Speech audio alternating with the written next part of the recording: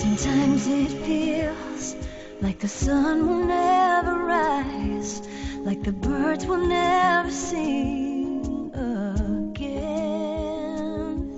Believe in a power greater than what you are going through. When you don't know what to do, keep breathing. That's right. When you don't know what to do, just keep on breathing. From the City of Angels in Los Angeles and from the Big Apple in New York City, welcome to all my listeners out there in Radio Land. I am Dave, the Caregiver's Caregiver at caregiverdave.com, along with my lovely co-host, Adrian Guberg at thecaregiverspace.org. Coming to you live and on demand 24/7 on numerous syndicated radio and podcast networks on 26 global audio and video platforms. I'm talking so fast. iHeartRadio, iTunes, YouTube, Spreaker, SoundCloud, Vimeo, and a whole bunch more. I'm not going to name them all. It was easy when we only had 4 or 5, and now we have 26. In fact, we're proud to be voted #1 Caregiver Podcast of the top 50 on Player FM, and #2 Caregiver Podcast on FeedSpot out of the top 60, and #2 Caregiver Podcast on CaringVillage.com. And we have an especially exciting show for you planned today, don't we, Adrian? Of course we do. Adrian, I can't hear you. Of course we do. All right, just speak up like that. Yeah. We are meeting Dr. Nina Ahuja. That's well done. Great. That's right. Ahuja was born in Timmins, Ontario, and raised on the property of a gold mine. Yay! Another Canadian on a gold mine. In neighboring small town South Porcupine, where when she graduated high school in 1991, she moved down south, where she completed her undergraduate degree at the University of Waterloo. You and Napoleon. From there, studies led her to McMaster University for medical school and then University of Ottawa, where she completed residency in something. She began her surgical practice in Hamilton in 2003. Just what did you complete your residency in, Doctor? So I completed my residency in ophthalmology, which is a specialty focusing on eye diseases and eye surgery, yes. Ophthalmology. I wonder why I didn't recognize how to say that. I've been to an ophthalmologist, so I know. Yes, well, it has so many H's that... Welcome to the show. We were off to a rough start there, but we're off and running now. I often like to ask my guest, just who is Dr. Ahuja? Wait a minute. Got to have it in front of me before I say it. Ahuja. Just who is Dr. Ahuja, and why was she placed on this earth? Sure. Wow, that's a deep question. We start out deep here, and then we go deeper. I love it. I love it. So Dr. Ahuja is someone who's very passionate about wanting to make a difference and impact people in their day-to-day lives, and the small things to the large things. And that drew me into healthcare, which is, of course, the profession where we care for others. And through that, I've found different avenues to contribute in other ways through education, and also encouraging and supporting leadership development for colleagues within the healthcare system to really be able to optimize all of our abilities to give back to our patients and care for them the best that we can. Wow, that's a good answer. So, how old were you when you decided that you wanted to be an eye doctor? Funny enough, I always noticed eyes in people since the time that I was younger. It was the first feature that I've always, been aware of. So always fascinated with that. In high school, I did a project as well where we studied the senses and were, asked to select one. I selected sight. I made my own model of an eyeball using a styrofoam ball and using magic marker to create a blue iris and taking one of those plastic little sheets of paper that they used to write on with those overhead projectors and made a cornea out of it. So there was an interest in eyes right from the start. When I went to University of Waterloo, they had the only English-speaking optometry program in the country. So I had an opportunity to explore that. I had that inclination when I went to university, then discovered that I really do enjoy doing things with my hands. And I loved the idea of perhaps doing something surgical, that drew me into medical school. And then when I was in medical school, I was drawn full circle back to eyes when I did an elective in ophthalmology and was just fascinated by the equipment that they used and just, the type of surgery that it was and how fine it is and how impactful it is also for people who have cataracts, for example. You do the surgery and their sight is, very restored often quite soon after surgery. So it seemed to be a very gratifying profession. Yeah, it sounds like it. And you have beautiful eyes, by the way. Oh, I thank you. So if you're making eyeballs at the age of, I don't know, how old were you? Oh, that would have been 13. Sorry, I did not answer 13, that part. and it was meant to be that you are where exactly you are meant to be. Yes. And so I want to ask you, because our audience are burned out caregivers, what is your connection to caregiving, or do you have one, or are we just here to talk about eye ailments of elderly people? Well, I think there's a connection to caregiving from a professional standpoint. I'm blessed to have healthy parents, and so we support each other, and I visit, and we do all of those things. But it's not a caretaking role in the way that many of your audience members are experiencing that. But as a healthcare professional and provider, there's certainly that element of supporting caregivers. As an ophthalmologist, much of my population is the senior population, and so a lot of the time, family members are coming to those appointments, and it's an opportunity for me to be able to offer guidance, support, some education to them to help them in turn provide care to their loved ones in a way that is hopefully more comfortable for all of them, really. Maybe it's a coincidence, but my wife, she had cataract surgery. I'm going to say recently, but gosh, it has to be at least 5 years now.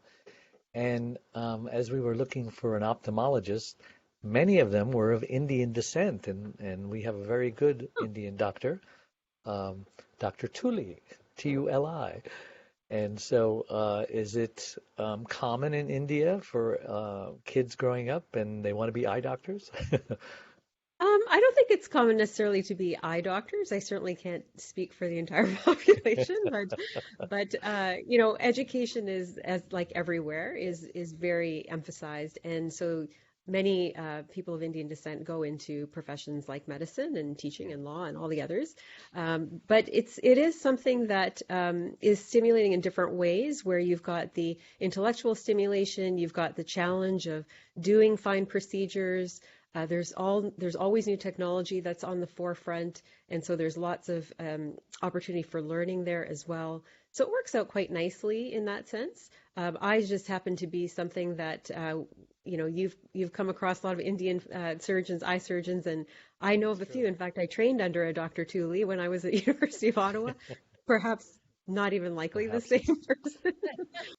Let's talk about some things that my caregiver population would be interested in. I'm sure many of, Adrian, you would maybe agree with this, many of the loved ones of caregivers are elderly. Would you say 50% or more? Maybe 75%.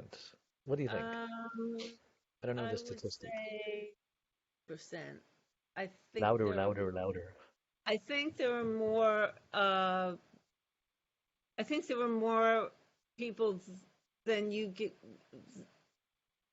often credit who were taking care of people other than the elderly. So I would say about 60%. It's a great deal, and it's not just cataracts. I had my cataracts done in December and February this year. Oh, yeah. But I've been nearsighted, terribly nearsighted all my life. So I did not want a full correction because they said I would be too uncomfortable. But my father had macular degeneration. And I know that that's also something that affects the elderly. Yes, absolutely. Glaucoma, there's a lot of different things. What are the most common eye issues, and like 1, 2, 3, the top 3 that seniors are often plagued with and need to take care of? Yes, so diabetes, macular degeneration, cataracts, glaucoma, what you've mentioned pretty much covers the top ailments that are commonly suffered by patients. So those would be the top ones. And they all have diabetes in common. Are they caused by diabetes? No, no, it's so they're basically people who are diabetics because there's a high population of people who are diabetics. That tends to be a common cause of Hmm. blindness. And if it's poorly controlled, then macular degeneration, cataracts, those are all things that come with age, glaucoma as well. There are different risk factors for all of those different conditions. And depending on what that risk profile looks like, you can manifest that condition at sooner or later stage in your life, depending on your family history and other conditions as well. So what recommendations would you give a caregiver who's caring for an elderly one that maybe they've never been to an eye doctor, if that's believable, because usually they're wearing glasses and they're going to ophthalmologists, right? No, I forget the two terms. Optometrist, yes, Optometrist, what I meant to say. yes. Well, depending on the nature of the eye disease, the visual experience of the person who's got that condition can be different. So, for example, if you're looking at something like macular degeneration, that actually affects the central vision. So, what that means is that if someone is looking at their grandchild's face, for example, they may not be able to see the face, but they can see the features around it because that central area responsible for focus has been impacted by the macular degeneration. In contrast, if it's glaucoma, in glaucoma, what happens is the peripheral vision is impacted. So as one advances in that condition, they're able to see almost as though they're looking through a tunnel, so that if someone comes up to them from the side, they may not notice it until the very last minute, until that person enters the patient's field of vision. And then diabetes, there are different manifestations. Some of those also affect that area of the eye that's responsible for focus. Other times you can have a general bleed in the eye that can impact the entire visual field, which is that area that we see when we look at something. And so in terms of advice to caregivers, in the case of glaucoma, I think it's very important to be able to be mindful that the person may not see you coming up. And so you may want to use other cues that they can rely on so that they're not suddenly startled or surprised by your presence. So even just audible cues, for example, tapping on the desk or tapping on the wall as you're approaching them, those are good things to do. And then with central vision issues like macular degeneration, you want to be able to use assisting tools like magnifiers to be able to expand things that people are looking at so it goes around that central visual field loss. And there are different types of technologies like, the cameras or the CCTVs where you can put a book under a camera and then it just basically expands everything on a screen so that it's extra large letters. Using large print books, things like that can help in earlier stages where the central vision loss isn't completely compromised. One of the things that I find is very helpful, though, for both caregivers and the patient themselves is the whole idea of getting used to the fact that things have changed for them. And that's where one of the frameworks that I've created a framework and I like to apply it in these circumstances, that is referred to as ADMIT. ADMIT is basically a 5-phase framework. Each phase represents a phase of experience so that when one is facing a challenge, you can break it up into these different phases and hopefully help the circumstance feel more manageable by both the patient themselves and the caregiver as well. So I can expand that into that framework at some point if you like. So. How trained are the optometrists? When someone goes and gets glasses, are they quick to look for things like glaucoma or refer them to an ophthalmologist? Or do you find that they need to be more forthcoming in their training or in their ability to recommend them to get help of an expert? Optometrists actually play a very key role in eye care, not just to prescribe glasses. They actually have a wonderful set of skills where they're able to diagnose abnormalities, recognize abnormalities. Depending on whether you're in states in Canada, there are also different scopes of practice is what we refer to it as, where optometrists are able to provide certain medical care as well, up to a certain point. And then after that, when it goes beyond their realm of scope, so to speak, that's when the referral goes on to the ophthalmologist, whether it be for more advanced care, advanced medical care, or surgical interventional care. And I understand in the States as well, there are some states where optometrists are able to do very some straightforward procedures, but generally speaking, that falls into the realm of ophthalmology, at least in Canada. Yeah, I'll tell you my personal experience. This happened about 6 or 7 years ago. I was starting to see flashes, and I didn't know what it was. It kind of freaked me out. And so I went to the eye doctor, and he said I should see an ophthalmologist because there may be problems with retina. And so I went to see one, and I told him. He says, well, that's common. I also looked on the internet. It said something about if you see flashes, you just go see a doctor. And he did some examining, and he says, we want to see if your retina has detached, because sometimes it does if there's trauma, or sometimes old age, which hurt a little bit, because I was, I think, 60-something. And they said that my retina was not detached, it was intact. And I told him that I saw double vision in one of the eyes, and so he gave me this thing to look through with a little tiny pinhole, and all of a sudden I could see perfectly clear. And he says that's why sometimes when you squint you can see better. And I don't know what happened, but ever since that situation happened, I have better vision, and I don't need reading glasses anymore. Can you explain that? Certainly. And I think, the example that you give of the transition from care from optometry to ophthalmology is significant. And that's where, had there been a retinal detachment, the ophthalmologist would be able to manage that. And with your respect to your double vision, that's one of the things that's also a key difference between ophthalmology and optometry is ophthalmologists are actually medical doctors. They have an MD degree, whereas an optometrist has an undergraduate degree and then they have their doctor of medicine. But it's not the same as having a medical degree, after which we then do a 5-year specialty and further training beyond that also as ophthalmologists. So with respect to I'm sorry, I lost the question there in that brief moment. I wanted to know why my vision appears to be better and I don't need reading glasses anymore. Does it have anything to do with what I went through? It doesn't have any... Especially that pinhole thing where, squinting a little, I realized the double vision goes away. So what's going on when you're looking through a pinhole that makes your vision get better? Yes. So what happens is, first of all, the need to not need reading glasses at this stage, when the lens in the eye naturally develops and starts to form a cataract, you get something that's referred to as second sight, which is where you can actually have your vision improve in ways that you weren't able to see necessarily before. The pinhole, what that does is you've got light that goes into the eye from all directions. When you put a pinhole in front of your eye, you're eliminating a lot of the light rays that are coming from random directions and just allowing those few going through those pinholes to go directly back to the retina to allow you to see. So that's often something that we use as a tool to see if there's an opportunity to improve vision with glasses, for example. So you can say that it simulates what glasses would do without having glasses on your face at the time.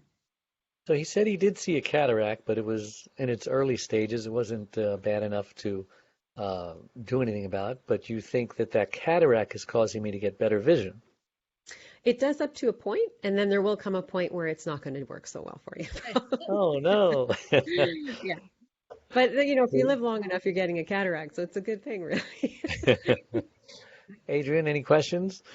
No, I can say that since I've had my cataract surgery, my floaters are much worse. I can see my floaters much better. And explain what floaters are. They're little things that like shadows or ghosts. Sure. So go ahead. Give us the proper definition, doctor. So I'll give you the lowdown so it's relatable. So I always, when people ask me about floaters, I give the analogy of a golf ball. So imagine your eye is like a golf ball. The inside of that golf ball is lined by something like the film of a camera, which we call the retina. And the hollow part of that golf ball is filled with something you can imagine being like clear jello. As time goes on, that jello changes consistency. You get parts that thicken and parts that liquefy. Those little thickened parts are what you see as floaters. And so sometimes as time goes on, if you have something like cataract surgery, it can trigger some of that change, and that's why floaters can sometimes be more prominent. Other times with cataract surgery, if we go through that analogy, I can explain to you that you can get little flecks of cataract sort of going back further back into the eye, which generally absorbs over time if it's relating to the cataract. Would you like to hear the analogy for cataract surgery, which is all about Smarties? Yes, we have nothing but time here.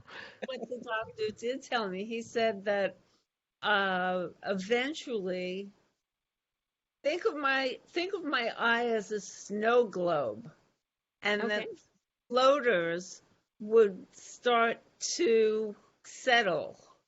Yes. So I'm hoping that that's the case. Is it? Yeah, that's often the case. That's often the case. As that jello starts to change consistency and liquefies more, then the heavier parts just drop down, and it can certainly move out of your field of vision, or move out of your central visual axis anyway. So. And explain what the flashes are, because someone out there might be having flashes like I did. Yes, so flashes are basically, if you imagine that jello, ball of jello within the golf ball, as it changes, it shrinks a little bit as well, as parts of it become liquefied and other parts become dense. And so as that's pulling away from the film or the inner lining of the golf ball, that tractional force is what you actually perceive as a flash. So it's basically mechanical stimulation of the nerves that make up the retina. So it's caused by nerves. It's stimulation of them, yes. It's caused by that traction as the... Are any of these things we've spoken about so far reversible, or some of them irreversible?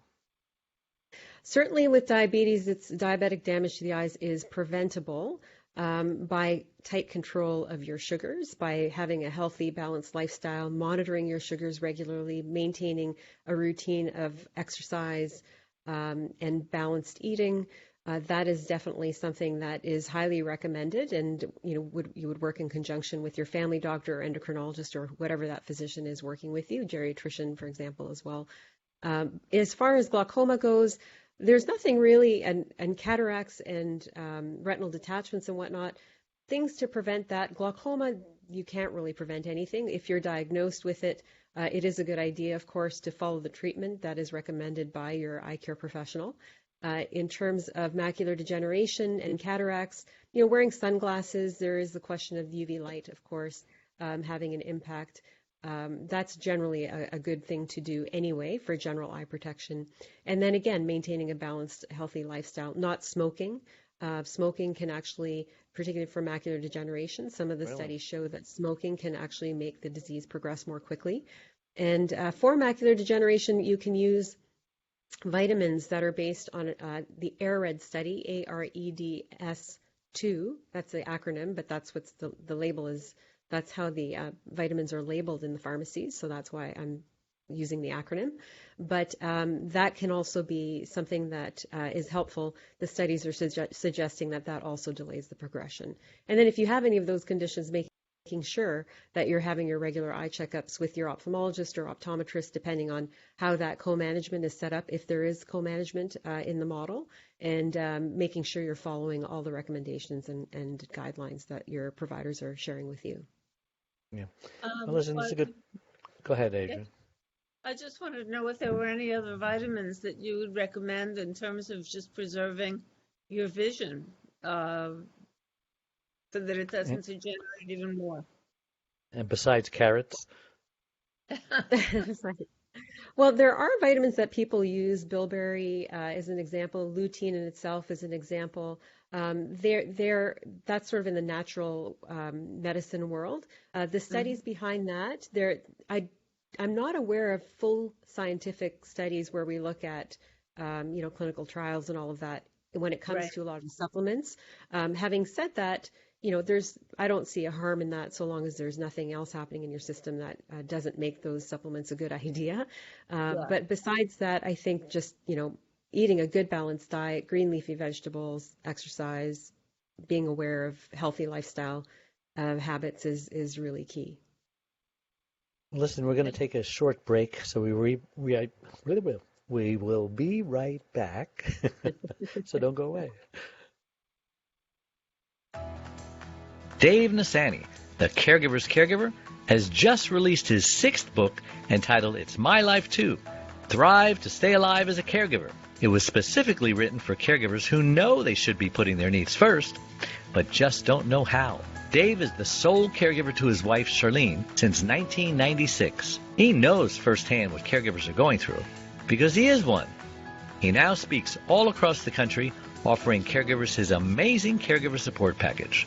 Even the airlines tell us that in the event of an emergency, to put your oxygen mask on first before you help your child with their mask. They know that those who don't heed their advice often black out, thus becoming unable to help either themselves or their child. And caregivers are exactly the same way. It's My Life Too, Thrive and Stay Alive as a Caregiver will help caregivers who are neglecting their sleep, diet, and social life and learn to put their needs first. Pick up your copy today or buy one for your special caregiver. On sale everywhere and at caregiverdave.com. We are back on the Caregiver Dave Show with Dr. Nina and my co-host Adrian Gruberg. And I wanted to ask a couple of questions about diabetes. The perception is that if you have diabetes, you're probably overweight, and if you're overweight, you probably have diabetes. Is that necessarily true? It's not necessarily true. Certainly, people who are overweight, there's a higher risk for it, but it's not the case that if you are overweight, you are definitely going to have it.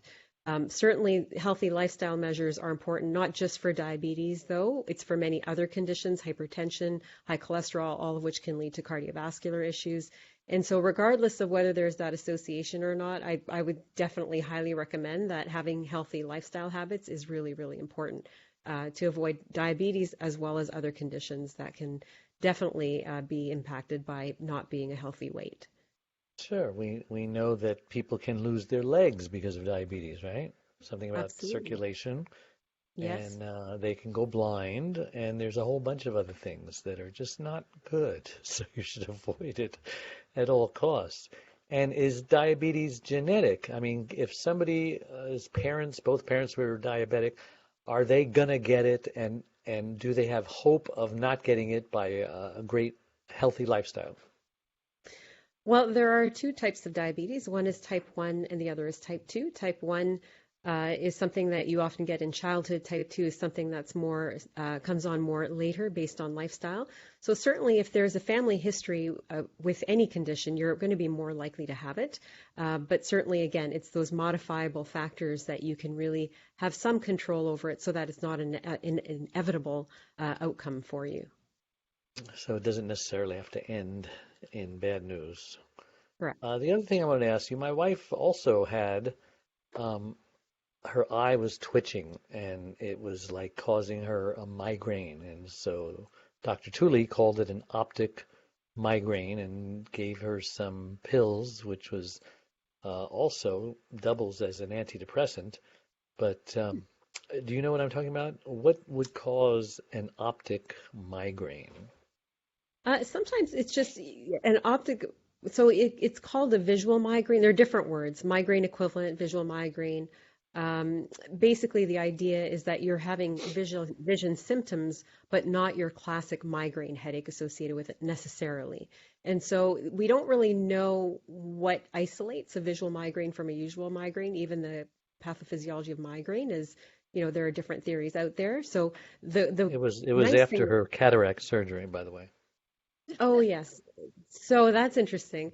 Not necessarily a correlation in terms of causing a migraine. The twitching in the lid, though, that's often a localized muscle stimulation, which can be brought on by stress. It can be brought on sometimes by, potentially maybe the speculum, if that was causing some irritation to the soft tissues around the eye, because we do open that a fair degree so we can access the eye to do the surgery. But it's not necessarily causal to migraine per se, or a visual migraine specifically. There are other reasons for that. Sometimes if a person's at a stage of life where they've got, their hormones are changing because they're perimenopausal, or, in that state of being, that can certainly trigger different things that you wouldn't otherwise experience. Adrian, were any of your migraines optic related or visual related? No, uh, no, they were not. You had them But since you were 4 years old, I remember you said. but I started wearing glasses when I was about that age. Um, I worn glasses a long time. Um, I had another question. Oh yeah, I had a different question though. Okay. Can I You ask that? certainly can. The floor is Remember yours. when I was a kid, which was a long time ago, cataract surgery was a big deal. Mhm. People were very hesitant to have cataract surgeries, and uh, now that they just seem to put a new lens in, uh, I think the surgery that I had took 15 minutes, not the prep and the recovery, but the surgery itself. What happened between then and now that changed so much? That's a great question. The approach and the techniques have changed significantly over the years. So um, many decades ago, the approach was to use a large incision where you would actually make a cut that would go a good degree around that circumference of your cornea, so that you were looking at something that was potentially a centimeter or more in length. With that, people used to have sandbags around their heads so that it would basically limit their mobility to allow those incisions to really heal. Um, Hmm. and so at that time, uh, before intraocular lenses were invented, people used to wear very, very thick glasses. So if you look at photos of people or your grandparents and things where they have those Coke bottle Me. eyeglasses, yes, that's because they didn't have that intraocular lens implanted.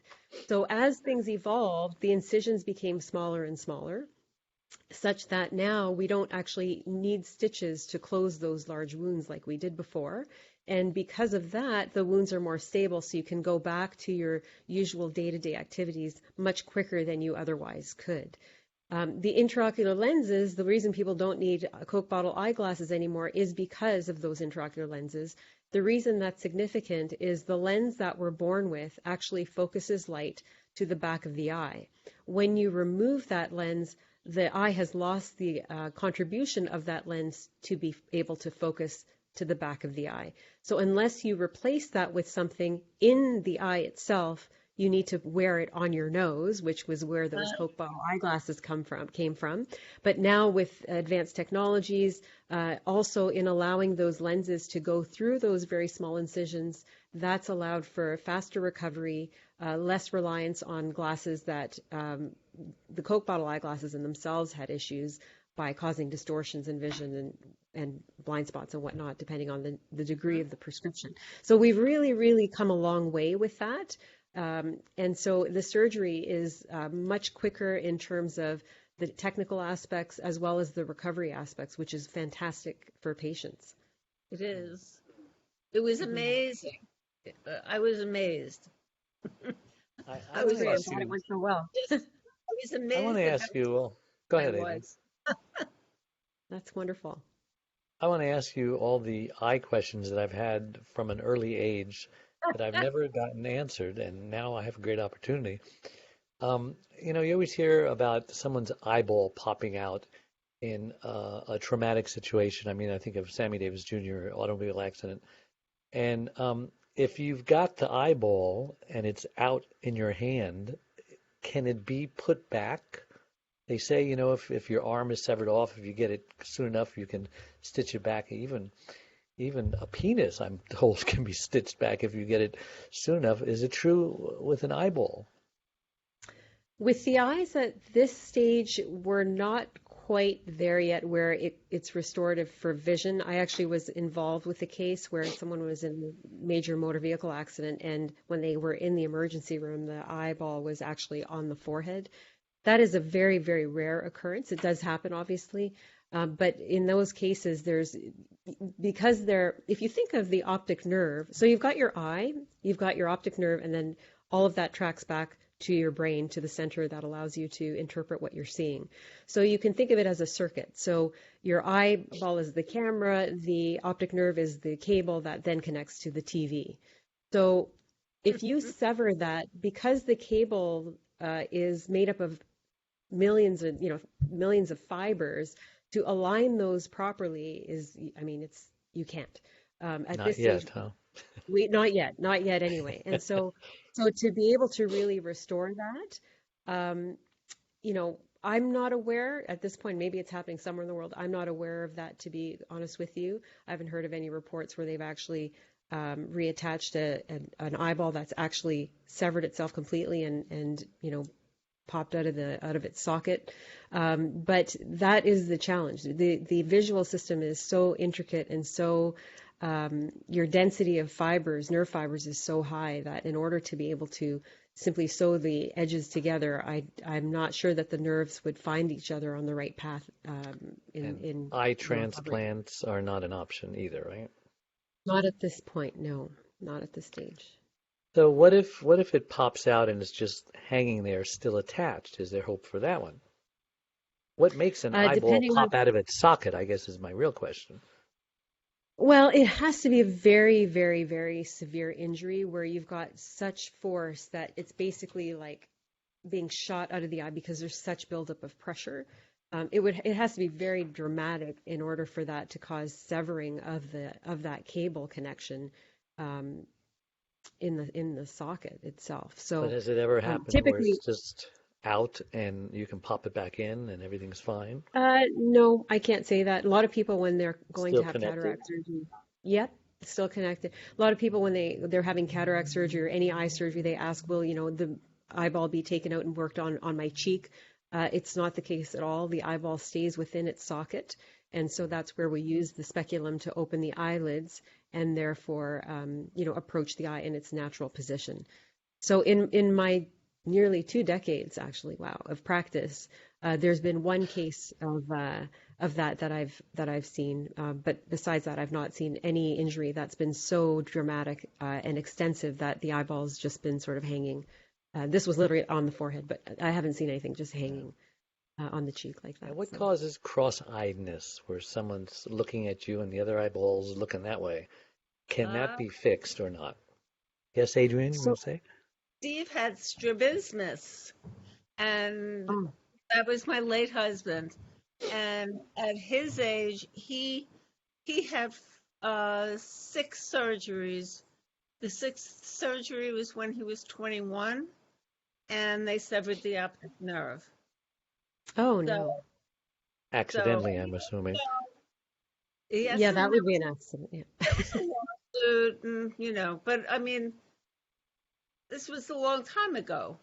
And we would have ophthalmologists stop us on the street or wherever, or people would see him. It's funny, he was in cable TV. So you're talking about cable and TV and the optic nerve being a cable and television. It's all tied together. Oh, funny. But they would be telling him, I can fix that now. And he would tell them, no, not anymore. You cannot fix it. But they would always be insistent, and there was no way. So explain to Dave what that is. Sure. So again, if you go back to that analogy where the eye is the camera, the optic nerve is the cable, and you've got your brain as the TV. Basically, when we're children, when each eye is being utilized, those connections are becoming stronger, and the functionality of that cable is becoming stronger as the eye develops and as the sight is used.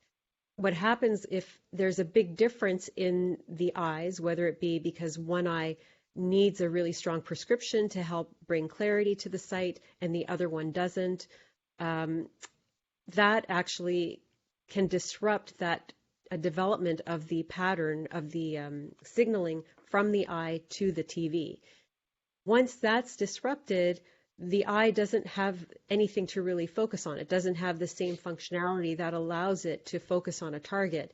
And so the eye drifts, and that's why they call it a lazy eye.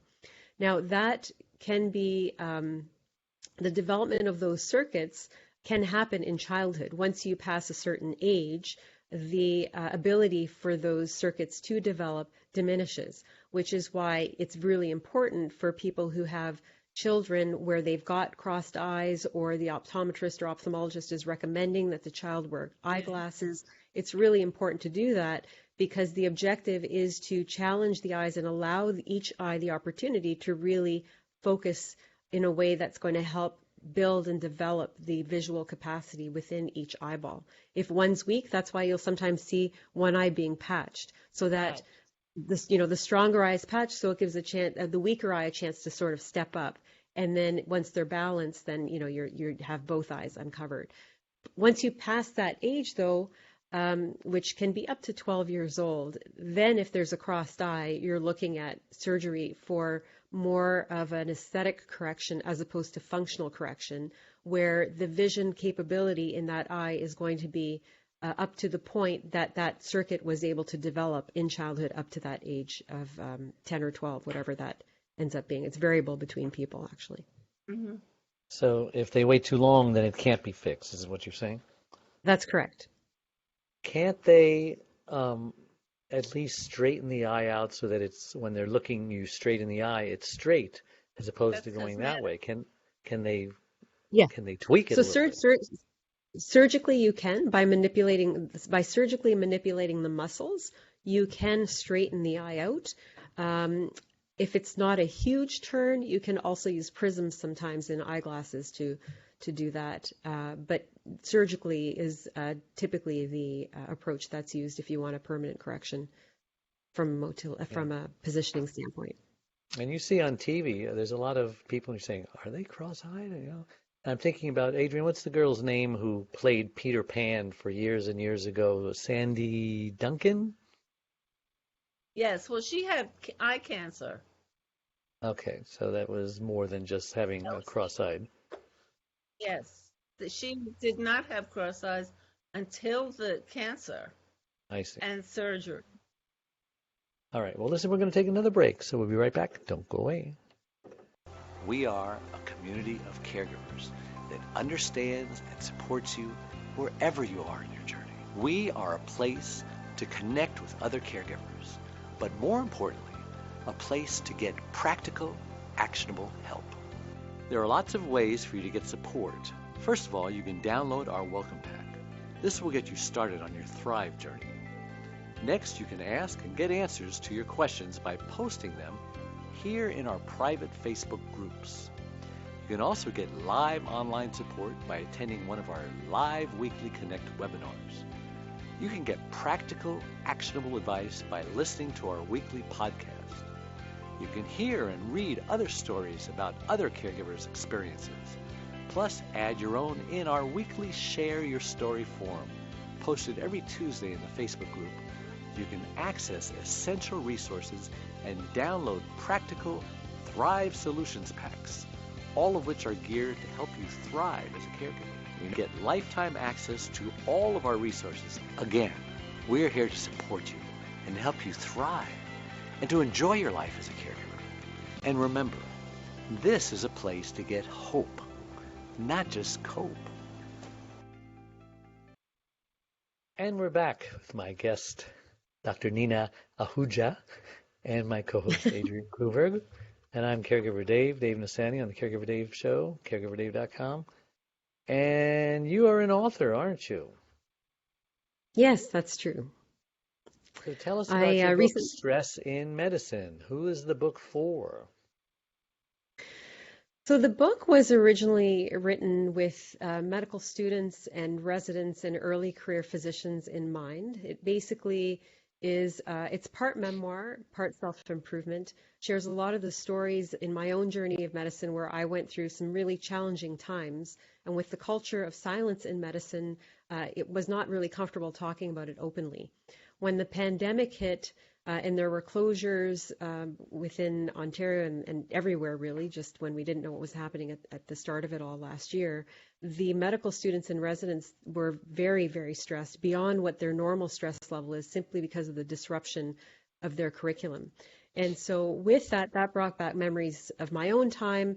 And while a lot of those themes were common now, there was the added urgency of trying to offer support to these students given what was being added by the pandemic. And so that's where I wrote the book, to offer them some guidance and advice on things that I learned over time and to share some stories so they feel like they're not alone. Very timely. Was it well received by your peers? The book has been received very well. I've received a lot of positive feedback. It's actually, I've got colleagues in senior academic positions who are recommending that it be mandatory reading for health sciences students, medical students, nursing residents. So it's been very well received. I'm actually in the process of trying to meet now with some leaders at the different medical schools who actually can hopefully evaluate the book and see if they can incorporate it. Funding's always an issue, though. That's always the challenge when it comes to a lot of academic institutions. Sure. So fingers crossed that we can find some way to make it happen. Well, good luck with that. I hope you continue to have time for your practice now that you're famous. Oh, well, thank you. Not quite. Thank you. I would just imagine that cataract surgery was elective, yes? Yes. That had to be very much affected by COVID. Absolutely. We were closed at that time for 3 months. Right now in our province, we're in another lockdown. Elective surgery is not happening again, and it's been about 4 weeks now we're into this lockdown where elective surgery has been canceled. So it's hugely been impacted. We've got a huge wait list well beyond what it was to begin with. And I understand that you also talk about the stress of a patient waiting to undergo surgery, that's stressful too, yes? Absolutely. I think for patients, it's stressful, of course, because they're being impacted. As a provider too, it's very stressful because I care about my patients and I want to deliver them the care that they need so that in terms of eye surgery, so they can improve their quality of life and start reading the books that they love to read, see the pictures of their grandchildren on the mantle of the fireplace. That I've had patients say to me that, this is the first thing I saw, and it's been 10 years since I've seen those photos. So it's very meaningful to be able to offer people help in that way. One of the other things that I do present in the book is that 5-phase framework that I mentioned earlier, which helps people work through stress, and that can be applied by anybody, whether you're in a medical profession or not, where the acronym is ADMIT, encouraging you to admit that you're feeling stress or challenges, where A stands for adapting to new ways, D is doing the work, or the task, M is measuring success, I is introspection, and T is transformation. So that the idea is, say, your parent or loved one suddenly has this new condition, you have to help them adapt to that new circumstance. So it helps you hone in on that aspect and say, what can we do in the case of, say, central vision loss, where someone's got macular degeneration, how can we arrange the surroundings and settings so that they're able to navigate and still feel some sense of independence? What supports need to be in place? And then that leads to the doing, where how can we execute that? How can I teach my parent to be able to do these various things in a way that's safe, they feel supported still, but again, maintaining that independence. And then you can set some measurable targets for them. So that, if they were able to make themselves a sandwich one day and, do something independent like that once or twice a day, then that becomes a measure of success that you can place for them to help them feel as though they're maintaining a sense of productivity. And then the introspection element, giving them and encouraging them and yourself as a caregiver to really think about how is this impacting you and what is that feeling that's erupting for you that needs some attention. So if you're feeling frustration, sadness, resentment, any of those things, it gives you an opportunity to sit in that feeling in that moment. So then you can try to establish and find some coping mechanisms, whether it be different techniques through mindfulness, meditation, exercise to relieve stress, reaching out to other people for supports, so that ultimately is able to then transform, which is the final phase of the framework, into doing something that is able to help you then cope with that situation in a more productive and positive way for yourself as a caregiver and for your parent or whoever that is that you're looking after. Yeah. So are you planning on writing a second book one day? Not at this point. Maybe eventually. Right now, my focus is really on doing leadership curriculum for healthcare professionals. I'm putting together an online course, which I plan to launch in September. And a lot of that is about emotional intelligence, so that we're advocating for our own wellness, which ultimately helps patient care. If we're healthy, we can provide better care. And so all of those things become really instrumental in future projects for me at this point. Very timely. So is there anything else that you would like to say that we did not cover before we sign off? No, I'd just like to, first of all, I'd like to thank you for the opportunity to be on your show, and I hope people have found the discussion helpful. Certainly, if people have questions, I'm happy to connect. I'm on both social media. My Instagram and Twitter is @DocsLeadership, and I do have a website as well, www.docsinleadership.org. So feel free to reach out. And we met you at the National Publicity Summit. Have you been on other interviews besides this one? Yes, I have. I've been on a number of interviews. So I've been really fortunate to have a lot of good opportunities, met some wonderful people, and I'm really appreciative of that entire experience and everything that it's brought forward, including this interview. So thank you. It's like being on your book tour, huh? That's right. The virtual book tour right now. Well, thank you very much for coming on. We appreciate it. And we will see everybody next time. So, bye-bye. Bye-bye. Thank you, Adrian and Dave. Sometimes it feels like the sun will never rise, like the birds will never sing.